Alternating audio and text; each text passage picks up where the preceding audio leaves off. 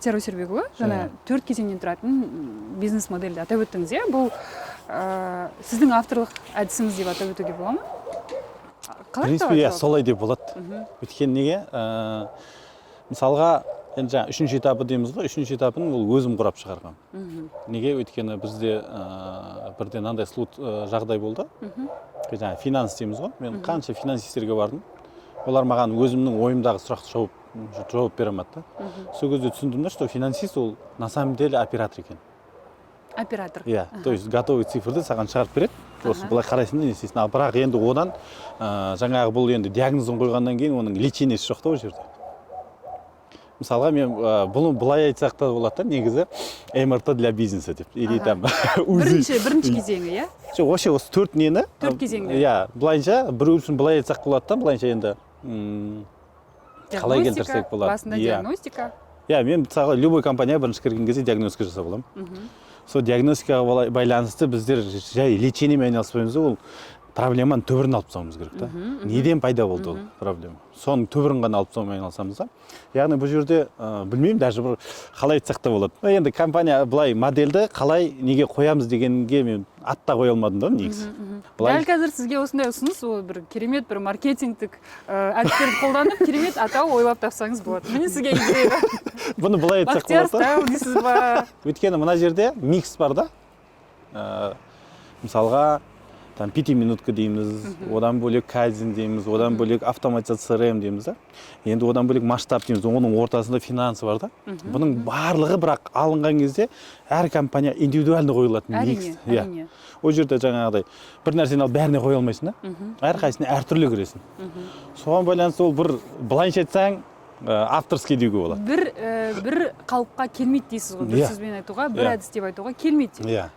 Түсінікті. Жалпы ең жиі кездесетін проблемалар қандай осы бизнесте? Бизнестегі бірінші проблема анау ғой. Сіз өзіңіздің тәжірибеңізге сүйеніп, яғни сіз қараған, сіз жұмыс істеген компанияларда ең жиі кездесетін проблемалар? 99% мына проблема точно бар. Компанияның иесінде обороты бар, саудасы үлкен, бірақ қалтасында ақша жоқ. Ол бірінші проблема. Екінші проблема, көп компания обороты өскен сайын қаржы өсіп кетіп жатыр. Поставщиктің алдында бірдеңеде. Одан кейінгі проблема, үшінші проблема, ол штат өте үлкен да, команда үлкен. Бірақ тиімділік жоқ. Команда қалай басқаратынын білмейді. Осы үш анық проблема осы. Енді қазір 4-ші шықты 2020-дан былай қарай. 2020-ға дейін басқаша маркетинг дейміз ғой, жаңағы клиентке қалай өзінің продуктысын, өзімде тұрмын ғой, өзінің продуктысын жеткізу. Өзінің өнімін сата білу, иә? Иә, өзінің сата білу. Өйткені былай ғой, мысалы 2020, бұрын былай айтатынбыз, 90 жылдарда бизнес деп айтатынбыз. Одан кейін 2000 жылдардағы бизнес деп аталып кетті. Енді қазір 2020-ға дейін бизнес басқа болды да, 2020-дан кейін басқа болды да. Корона дағдарыстан кейін басқаша болды? Басқаша болды. Күрделі өзгеріп кетті. Бизнестің ауқымы өзгеріп кетті. 2020-дан кейін сіздің брендіңіз, атыңыз болса, сіздің кәсібіңіз өмір сүріп жатыр. 2020-дан кейін? 2020-ға дейін сіз магазин ашып қойдыңыз, кафені ашып қойдыңыз ба, отыра бересіз күтіп. Адам өзі келеді.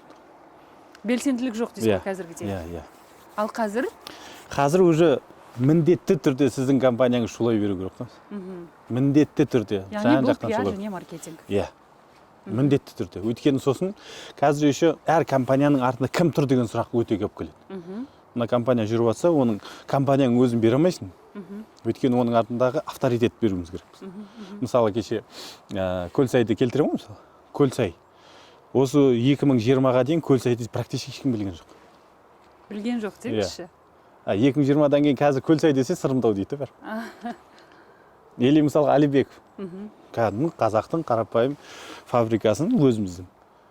Нағандай там iPhone бренд істеп берді. Неге? Өткен Алибеков бар орада. Яғни бірінші тұлғаны компаниядағы атын брендке айналды. Дейсіз ғой. Түсінікті, 2 ай жұмыс істеймін, 2 айдың ішінде мәселесін шешіп беремін деп жатсыз ғой, енді компаниялардың ақысы қанша? Ең маңызды сұрақ. 2022-де мен негізі ең қымбат эксперттердің спискісіне кірдім. Даже олардың спискісі, ол даже бұл жерде мынандай нәрсе. Мысалы, Алматының ішіндегі менің кейсін бір компанияға кіріп $30,000. $30,000. Иә. Ал енді басқа қалаларға барсақ $50,000. Неге? Өйткені бір Алматы мен басқа қаланы салыстырамайсың, орда уақытың бар ғой, жататын уақыт. Одан бөлек жеке кеңес бересіз ба, жеке консультация жасайсыз ба? Қанша тұрады? Ол енді $300. $300. Камераны маған қарата салыңыз деп.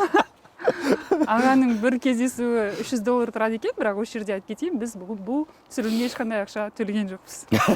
Бізге тегін келіскенің үшін көп рахмет. Осы сұхбаттың барысының өзінде көп нәрсе біліп алуға болады. Бұны неге өйтіп бізде қойдық? Біздер қазір қазақтар бәрібір мәдениетіміз өте төмен болып жатыр ғой біз. Қай жағынан?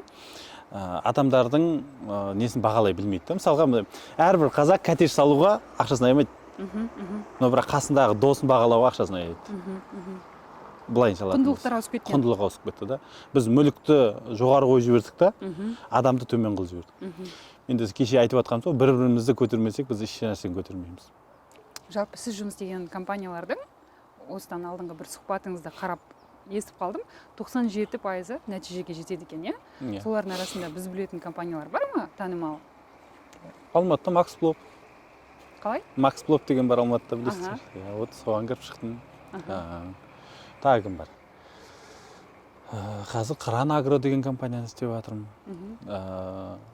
Шымкентте сәт. Бұлай үлкен компания деп алатын болсақ? Үлкен дегенде танымал брендтер. Бұлайша менің брендтерім барлығы артында тұрды, обороттары үлкен, бірақ халыққа әлі танымал емес ау.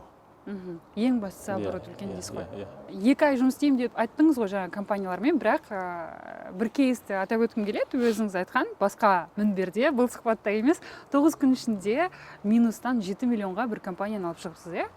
Осы кейсті қысқаша жасап айтып өтесіз ба? Бізде бір 2 компания болды ғой, ондай негізі. Бір компания Өскеменде, енді 400 миллиондап ақшаны салып тастаған бизнеске. Бірақ бір 2 жылдай, 3 жылдай ол минус болған компания ақша таппаған вообще. Кәдімгідей уже ана компания не істейміз, сатамыз ба, неге әкелеміз деп тіреліп тұрған. Кіріп 3 күннің ішінде біз жүйелеген кезде 3 күннің ішінде біз міне өстіп алдық та 2 миллион теңге, 1 миллион 955 мың теңге ақшаны владельцінің қалтасына, сіздің ақшаңыз компанияның. 1 миллион 955 мың қанша күннің ішінде? 3 күннің ішінде. 3 күннің ішінде. Дереу плюсқа кірді. Иә, ол минустағы компания. Тағы бір компания Қызылордада болды ол. Минус 76 миллионмен кірдік ол жерге. 3 күн орада енді действительно жұмыс істедік біз енді. Орада кәдімгідей азанда 9-да кіргеннен кешкі сағат 8-10-да шығып оттық. 3 күннің ішінде біздер оны жүйелеп, бір аптаның ішінде уже владельцінің қалтасына 6,5 миллион шығып. Енді осы орайда тағы бір мынандай сұрақ туындайды. Сіз өзіңізде компанияңызда банкроттық жариялап, басыңыздан өткерген адамсыз, үлкен соманы жоғалтып, иә?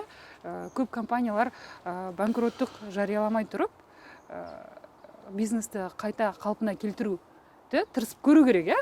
Қайта қалпына келтіру, аяқтан тұрып кету үшін. Қандай кеңес бересіз? Осындай бір халде тұрған компаниялар. Теория хаоса деген бар да? Теория хаоса да былай айтады. В каждом хаосе есть свой порядок дейді. Чтобы понять этого порядок, надо вернуться туда, откуда вы начали деген бар.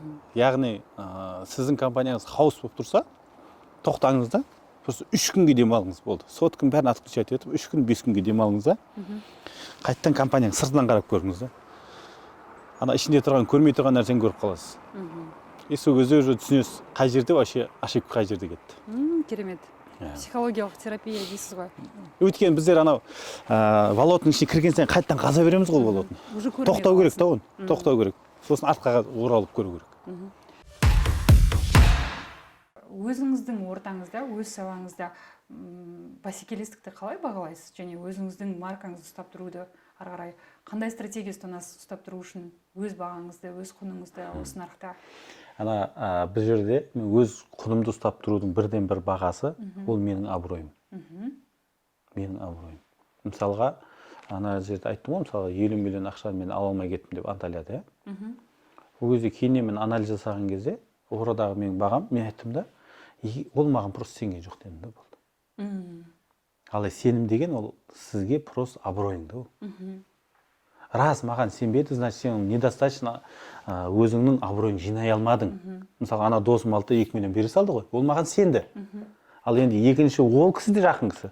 Екінші кісі берген жоқ қой маған. значит мен тұрдым да, менің құным әлі просто абыройым оған дейін өскен жоқ. Менің бүкіл бәсекелестігім өзімнің абыройымды көтеру. Абыройымды көтеру деген қайсысы? Ол үлкен, действительно жолды жүріп кеткен адамдар менің ісіме қарап баға беру. Менің ісіме қарап баға беру. То есть мысалға бар ғой қазір мысалға. Яғни нәтижеге жеткізу үшін жұмыс істеу. Иә. Нәтижеге жеткізу. Нәтижеге жеткізбей қалған кейстер болды ма? Болды. Болды ма? Болды. Қанша? Осы күнге дейін бір 5-еу ма, 4-еу ма бар. Енді жаңа абыройыңызға нұқсан келтірген жоқ па енді? Келтірді. Келтірді. Мен оны енді над этим же работаю. Ол жерде қандай себептер болды? Ол жерде бірінші мысалға өзі адамдармен жұмыс істеу де оңай емес қой мысалы. Иә. Өзіне де байланысты болуы мүмкін. Мысалға кәсіпкерлердің кейбіреуі өзінің проблемасынан өзі қорқып кетеді, шешуге қорқады. Мысалға менде болды таразда бір жігіт. Бір айда минус 1.600.000 теңге, ай сайын минус 1.600.000 теңге ақшасын минуста екенін көрсетіп бердім, ашып бердім. Енді оның шешімі мына жерде тұр деген кезде қорқып кетті да, мен оны істей алмаймын. Тәуекелге баруға қорықты. Ал тағы бір кісілер болды, бағанағы сияқты, олар давай деді, олар стартап болып шықты да. Давай болды. Сіз стартаптарда алмайсыз. Енді елдегі бизнес тақырыбына жалпы келетін болсақ, қоғамда алатын болсақ, жалпы біздің елде кәсіпкерлік деңгейін қалай бағалайсыз? Нашар. Бізде не жоқ, басқарушылар жоқ. Біздер осы күнге дейін жабайы бизнестің несін төріне жеттік. Жабайы бизнес деген? Жабайы бизнес ол қолымызда не бар, алып сатумен айналысу, біз бір не жоқ, мысалға. Білімсіз біздер былай мақтанамыз да, кәсіпкерлердің иесі мен білімсіз миллион таптым ба, әрі қарай таба аламын деп ойлайды да. Жоқ, определенный уровеньға келгенде бәрі білім керек. Бизнестің білімі керек. Европа только біліммен ғана алып кеткен болды. Алып сату бизнеске жата ма, жата ма? Жоқ, алып сату болсын, производство болсын, бірақ менеджмент жоқ қой, басқару қызметі жоқ бізде. Мен неге бағалымын? Просто басқару қызметі жоқ та. Мен қасымда конкурент жоқ болды. Яғни білім жетіспейді. Білім жетіспейді болды. Кәсіпкерлер былай ойлайды. Налогтан ақшасын бәрін қысады да. Бірақ бүкіл жерінен ұрлық жасалып жатыр. Яғни бұл жерде мынандай бағана білім жоқ дегенге тоқталдым. Мысалға ойлайды да, қазір мысалға негізі государство бүкіл жұмыс нені істеп қойған кәсіпкерлер үшін. Жағдай жасап қойған. Жасап қойған. Мысалға налогтың түрін жасап қойған. 5 түрлі, 6 түрлі налог бар. Ақша төлемеудің бүкіл жолы бар. Егер де сіз соған біліміңіз жетіп, сол жағын көтерсеңіз. Бізде не? Мысалға товар документсіз келеді ғой. Компаниясы НДС төлеу керек. Енді документсіз келген кезде, мына жерде документсіз келген товар үшін ол өзінің қалтасынан почти үстіндегі пайдасынан да артық төлеп жібереді заң бойынша. Енді ол не істейді? Сол күннен бастап ол бір-ақ нәрсені көріп тұр ғой. НДС көбейіп кетті болды. Сосын не істейді? Қашады ана жолдан. Ал енді ол екінші жол бар ғой, ТИЗ деген бар, специальный режим деген бар, Астана хаб деген бар, СЭС деген бар, Союз экономической зоны. Осыларды қолданса, бәрі қай жерден зат келсе де, сол ақшасын төлей алатындай жолдары бар да. То есть бұл жерде айтайын деп жатқаным, бір сөзбен айтқан кезде мен қазір Атамекеннің қызметін атқарып жатырмын да. Атамекеннің қызметіне Атамекен бүкіл кәсіпкерлердің қолдарынан келмей жатқан жұмысымен көмектесіп, қолдау көрсету. Любой экономикасы жоғары елді алатын болсаң, оның ішінде кәсіпкерлер оны көтеріп отқан. Ал енді бізде қазір қалай мемлекет бір бөлек өмір сүреді. Әне күн айтып өттім. Кәсіпкерлер бір бөлек өмір сүріп жатыр да. Енді қазір мысалға мораторияны алып тастаса, біздегі налогтағы адамдар кәсіпкерлер көмектесейін деп звондамайды. Кәсіпкерлердің басын шабайын деп звондайды. Неге? Тарнағасына. Өйткені неге? Біз как будто бір-бірімізге жол сияқтымыз. Любой пенсия, любой госслужащийларды, любой налогта отырған адамды кәсіпкерлер асырап отыр ғой. Бірақ налогтың ішіндегі отырған адам өз құдығына өз түкіреді да. Звондап айтса болады ғой, ей, сенде мынандай не шығып қалуы мүмкін. Оның жолы бар. Бірінші жол, екінші жол, үшінші жол. Болмаса мына кісі бұғалдыр көмектесіп жібереді. Десеңізші, анау компания өседі ғой. Өскен сайын не істейді? Ақшасын төлейді. Мысалға бізде қазір Теңгешевройл деген бар, Қазақстанның 45% налогын солар төлейді. Бизнестің өскен елге тиімді ғой. Енді олар неге налог 45% налог? Потому что бүкіл заңды біледі да. Енді ол анаяқтан уже өсіп келген ғой. А біздікілер қашып жүр да қазір. Обороттары ярып, налогтық ұятпен есептеген кезде ол деген бүкіл состояниесін беру керек. Ал енді ол жерде басқа жолын қарастырсаң, оның астында бүкіл нәрсе бар да. Қарастырылып қойған. Просто заң бар, қолайлы. Бірақ ол заңды мына жаққа кәсіпкерлерге жеткізем деудің орнына олар не істейді? Қорқытады да, угрожение да бізде. Соответственно, мынау кәсіпкерлер неге шетелге ақшасын лақтырады? Неге шетелге орнады? Неге Турциядан үй алады? Неге Дубайдан үй алады? Неге Грузиядан үй алады? Потому что если шо, қашып кетемін. Сенбейді, яғни үкіметке. То есть екі бөлек өмір сүріп жатыр да. Бүгінгі таңда ең трендті нишалар қандай? Бизнесте бағыттар. Мен былай айтар едім да бұл жерде. Бизнестің жақсы жаманы жоқ. Барлық бизнес трендке қарамау керек. Барлық бизнесте ақша бар. Мынандай нәрсе бар ғой. Конкуренті көп жерде, значит, клиенті көп та. Біз не істейміз? Ой, ананы істеу үшін конкуренті көп қой дейміз. Конкурент жоқ жерде ақша жоқ та. Конкурент демекші, сіз өзіңіздің әдісіңізде, жаңа айтып өткен бизнес модельдің ішінде сұхбатыңыздан көрдім, конкурентті ұру керек деген тактиканы үйретесіз, яғни хандармен аналогия келтіресіз, жаугершілік заманмен олардың жұртын алу үшін, яғни нарықты алу үшін ең басты қолбасшысын қолға түсіру керек, яғни конкурентті ұру керек. Адами тұрғыдан қаншалықты дұрыс деп ойлайсыз? Екі жағынан дұрыс. Екі жағынан да дұрыс. Иә, бірінші жағынан мысалға конкурент деген сен тәрбиелейтін адам ғой. Сен өзіңнің көрмей жүрген менсіңді конкурентің көріп. Бірінші тәрбиелейді. Екінші бұл тазартады да. Дұрыс жұмыс істей алатын адамды. Неге бір компания алдыға шығып кетеді? Өйткені бұл клиентіне қызмет ететін алатын адам, поставщигіне қызмет ете алатын адам и сотруднине қызмет ете алатын адам, командасына. Осы үшеуіне қызмет еткен кезде мына жердегі адамдардың отбасылары бар ғой, оларды асырап отыр да. Ал енді мынау слабый конкурент деген кім? Бұл өзін бағаламайтын адам, клиентін бағаламайтын адам, поставщик бағаламайды и сотруднигін бағалай алмайтын адам. Бар жағынан минуста дейсіз ғой. Иә, бұл не керегі бар? Енді оларды өздерінің қателігін жасап, өз эволюциясынан өту керек емес па? Просто енді олар жаңа екінші этапта жүргендер ғой, жарыспен жүргендер ғой. Жарыспен жүргендер, яғни құлайды да, мен сияқты құлайды ғой болды. Түсінікті. Үшінші кезеңге өту үшін әлсіз конкуренттерге қандай кеңес болады? Қысқа нұсқа? Адамды адам деп қарау керек болды. Яғни өзінің командасына назар аудару. Увольствиядан бастап, анау соңғы замыңа қандай қарайсың, или поставщик бар. Біз поставщиктің артына кіріп кетуге дайынбыз ғой. Чтобы ол бізге условияны беру үшін. Қайтадан команда туралы айтып қалдық. Сізден қысқаша лайфхак болсын, немесе кеңес болсын. Сізде адамнан кеңес алып қалмау енді болмайды енді. Бизнесте болсын, жалдамалы жұмыста болсын, басшылық рөлде болғанда өзіңе ең қиыны жақсы команда жасақтау. Өз тәжірибемнен де білемін оны. Қалай мамандарды тарту керек, қалай таңдау керек? Мынандай нәрсе бар. Экспертность деген бар, озвученность деген бар да орыс тілінде. Экспертность мысалға маман деген бар, сосын адамгершілік деген бар. Келсем. Иә. Мысалға мен адам таңдамаймын. Мен оның адамгершілігіне қараймын. Любой адамды үйретіп алуға болады. Қай адам аспаннан салбырап түсті, айтыңызшы. Келсем. Любой адамды үйретіп алуға болады. Егер оның адамгершілігі болса болды. Өйткені экспертность өсет, адамгершілік өспейтін нәрсе ғой.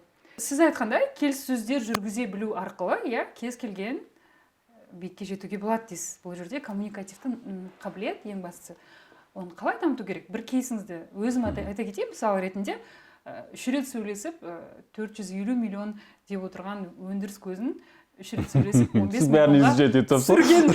Енді біз журналистпіз ғой, біз жай блогер емеспіз ғой, біздің жұмыс басқаша. Бұл жерде любой нені алатын болсақ, мысалға даже тіл білудің өзі де немесе бір адаммен сөйлесу бірінші моменті, бірінші басты ол құрал шығар шынайылық қой. Әр адамға барған кезде біздер алдына шынай айтсақ болды да. Ақшам жоқ қой, ақшам жоқтығын айтайық.